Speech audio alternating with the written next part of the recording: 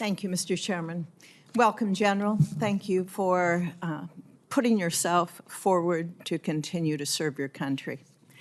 As you are aware, there's ongoing efforts to force the Department of Defense to vacate portions of key bands of the electromagnetic spectrum, particularly the lower 3 gigahertz and the 7 to 8 gigahertz bands.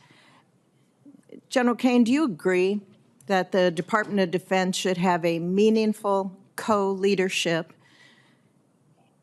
in any interagency determinations about the future use of federal spectrum? Senator, thanks for that question. You know, there are certain elements of the spectrum that have unique physics associated with them that can impact our combat capabilities, so we certainly want to have a voice in the conversation. Do you believe that it should be a co-leadership, though? Not just a seat at the table, but because of the exquisite assets that the department has and your knowledge of what those are, that you would need to have that co-leadership position? Senator, you asked what the views of the department was, mindful that I'm not in the job yet, and if confirmed, I'd have that conversation with the secretary about co-leadership related to that. What are the risks to national security if the department is forced to vacate those spectrum bands? Well, Senator, some of that may be reserved for a conversation in closed session at some point in the future, but certainly if we lose portions of that spectrum, we'll lose some exclusivity related to our combat capability, and certainly, one, don't want to tip that off to our adversaries who might be listening, but two, would rather talk about that in closed session. I look forward to having those discussions with you if you are confirmed, sir.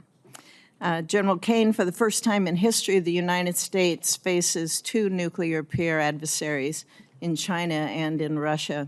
And yet our planned nuclear force was decided back in 2010 when the threat environment looked very, very different, and it hasn't been reconsidered since then. For example, just over the past few years, China surpassed the U.S. in the number of ICBM launchers it possesses. Russia has suspended the New START treaty, and nuclear saber rattling has been a defining feature of its invasion to Ukraine.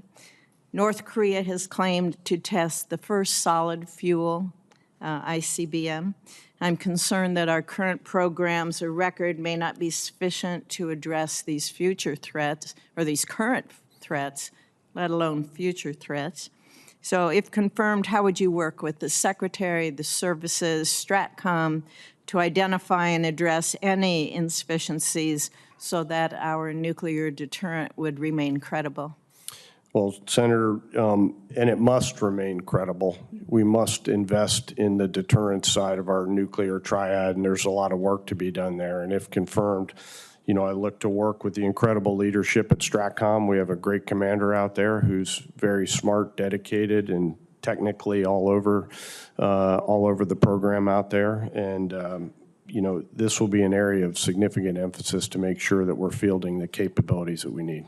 Have you had an opportunity to review the Strategic Posture Commission's 2023 report? Senator, I've not.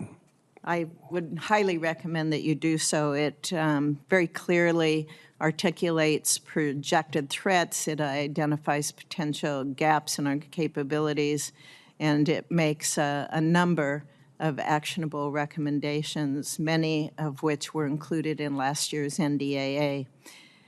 Finally, General Caine, the Nuclear-Armed Sea Launch Cruise Missile, or SLCM, is a Navy program of record that has been supported by this committee on a strong bipartisan basis.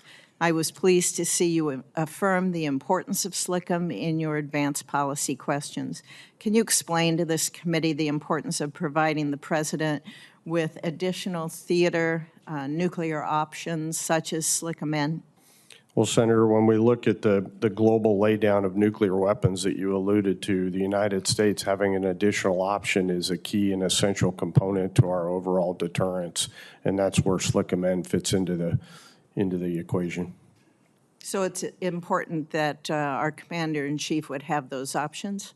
Well, I won't get out in front of the president. It may be a decision that he has a different view on, but certainly the joint force should offer him that option for his consideration based on the needs of the deterrent capabilities. And it is a program of record. Yes, ma'am. Thank you, sir. Thank you, Mr. Chairman.